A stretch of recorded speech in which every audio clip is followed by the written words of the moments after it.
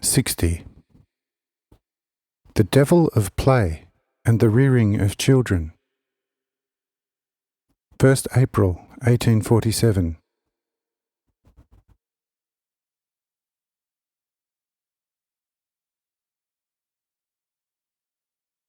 Another kind of people, which is usually a great blunder in education, has a special inclination to all kinds of playfulness from their youth. They cannot spend their time in any other way than merely dallying and playing. This inclination to play is awakened on the part of short-sighted and stupid parents by the fact that they continually purchase a whole quantity of so-called children's toys for their small children, in order to make the children keep quiet with such toys when they are still very small. And when the children are somewhat more grown up, to lead them to activity with just such toys.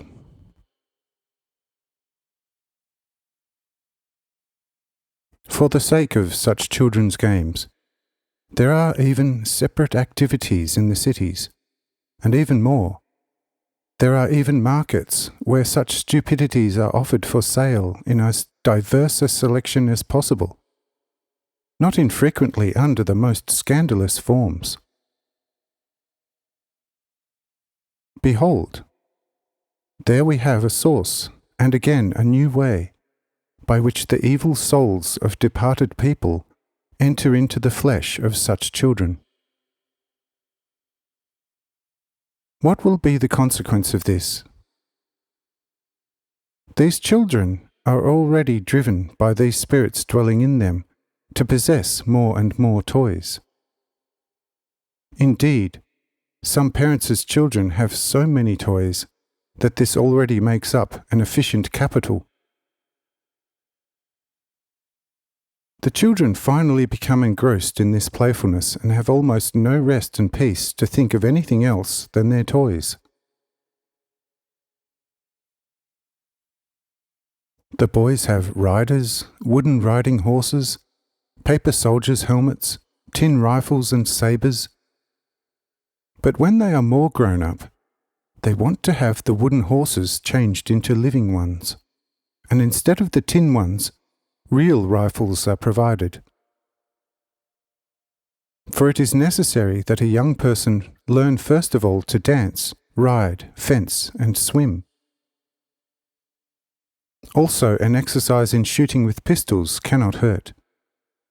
Besides that, it goes without saying that a young person learns cavalry, as you say, before he even knows his mother tongue, learns to choke out a few modern foreign languages, naturally also knows his way around a fashion journal, gets used to pressing the ice cream gloves so tightly against his hand in his early use that the fingers in them are stiff as a drum, and he is lucky who can do the first audition at a children's ball when he is still a boy. The parents of such a genius sometimes almost fall ill from sheer delight and shed many tears of joy, which tears, of course, as dissolved specifica in the scene, cause the strange effect that consists in this. Because these same tears had to take such a ridiculous leave from the eyes, they then seek refuge in the ears of the same soul, whereby, however, the ears very strongly increase in unusual lengthening. From such not hopeful but hopeless sons of such truly more than donkey-like parents become fops who know nothing because they have never learned anything that could have enriched the good intellect of their souls in the slightest. But in order for such a fool to become perfect, he must also radically understand all noble games in the earliest times of his life, about which even the most useful, for hell, that goes without saying, instructions and even philosophical reflections are written and printed. History would be better, of course, and geography too. For of the gospel, there we had better be silent. For one can only give the world worldly advice, but not divine advice. History and geography would at least bring such people closer to the divine, while they are led straight to the lowest hell with skin and hair, without mercy and pardon by the modern education shown above. And this is all the consequence of the gambling devil, which has taken possession of the flesh already in earliest youth, and which belongs to the most stubborn ones. For he unites in himself the addiction to gambling, the addiction to pleasure, the constant addiction to entertainment, the addiction to material gain, and with it, the disguised addiction to power.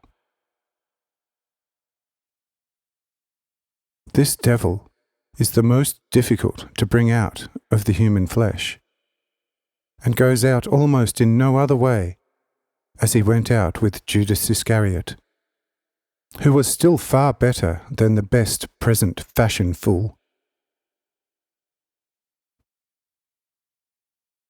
Similarly, the female gender is also formed in such a way that not infrequently the soul of a 12-year-old so-called lady looks just like a Proteus.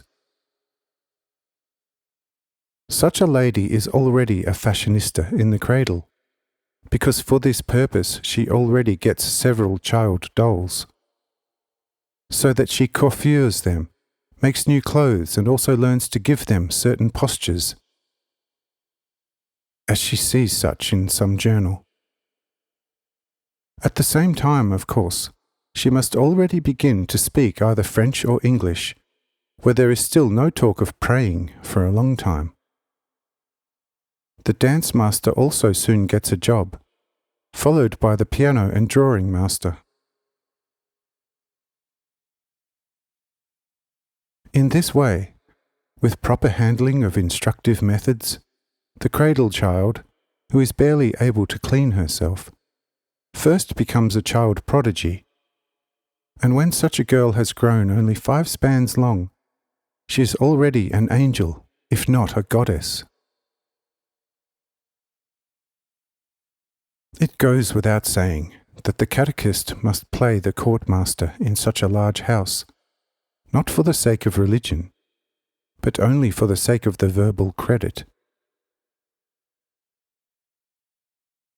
When such a girl reaches maturity at the age of 13 or 14, she is dressed according to the great fashion journal and introduced into the so-called big world, on which occasion there are, of course, tears of joy among the parents when such a daughter, introduced into the big world for the first time, has found applause in it.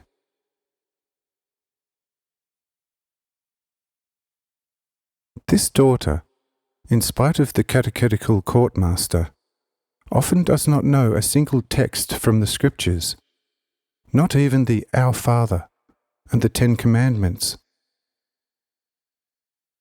For praying is something common, after all, and does not belong to the real so-called haute volée, high-flying translator. The first thing that is looked at is the position, the gait, the posture when walking, whether this is journal-like.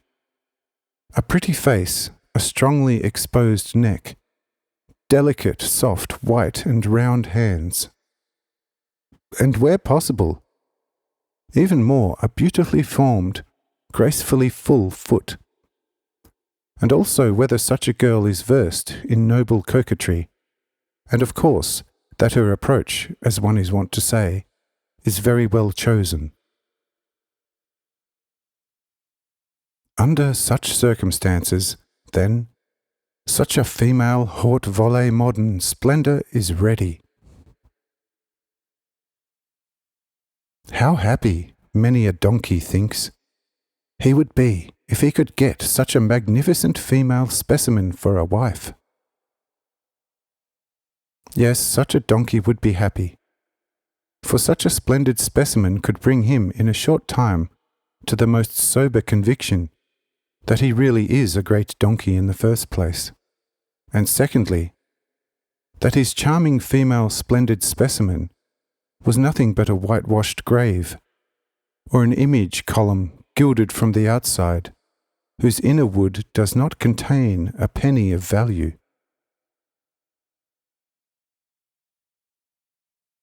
But what is the cause of such degeneracy?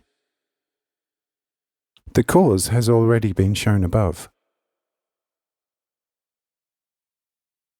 It is the possession of a so-called play devil, who allows himself to do to mankind what children, especially girls, do to their dolls.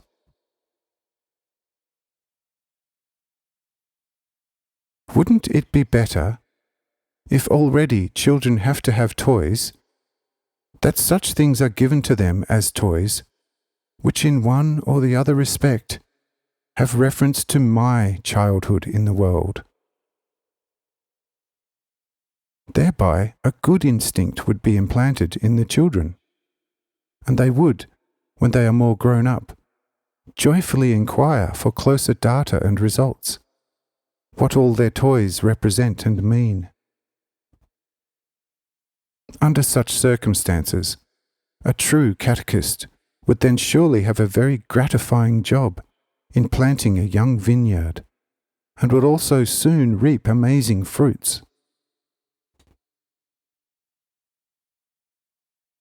But here is the completely opposite way. Instead of heaven, the child is already schooled in the cradle for hell, which then usually triumphs in the end.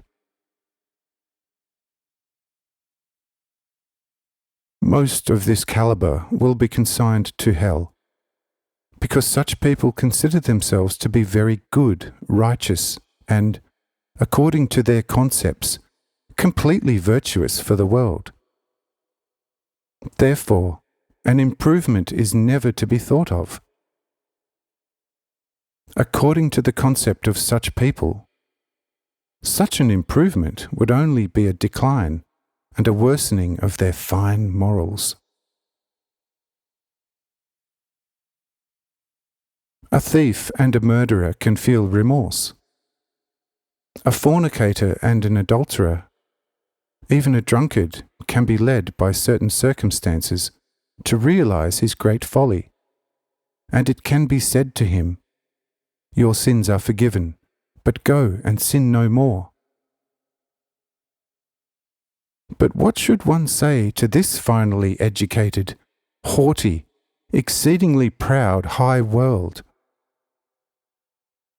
She considers herself just, exceedingly civilized, and observes the laws of refined tone and taste. She also supports poverty, if refined taste permits it, also goes to churches only, of course, when the elegant world tends to find itself there, also attends a sermon if the preacher is a man of refined taste, and can deliver his sermon so prettily theatrically, naturally also has a pleasant voice, and a pretty person.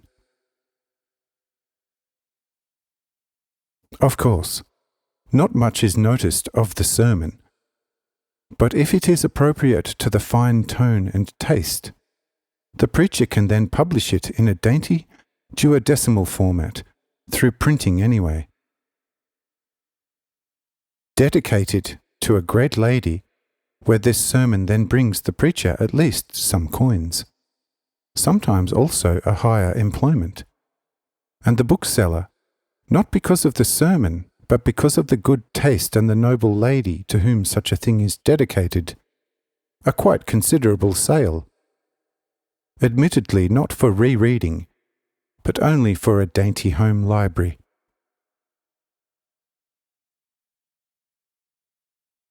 From this it is clear how difficult, if not impossible, it is to improve such people. For in their case, as you say, baptism and chrism are lost, and it will take a great deal in the spirit world to bring such people onto the path of life. For such people, you shall hardly believe it, my name is disgusting, and I myself am as good for them as either not at all, or at most like a miserable moralist of the old time, which morals, however, have no value any more, because a much better one has been invented in Paris.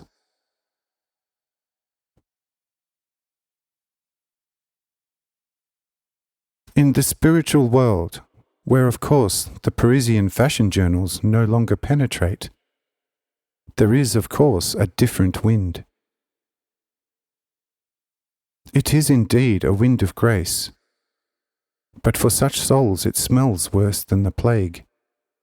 Therefore they flee long beforehand from the place where they might be encountered by such a wind of grace. I tell you, from this class of people, many will get into the dung of Satan, which means so much as into that last foulness of matter, which will make the last journey, already announced to you, as enclosure with its centre.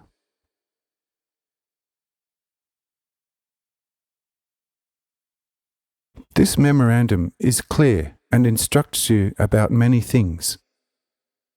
It would be unnecessary to say anything further about it. Therefore, to something different next.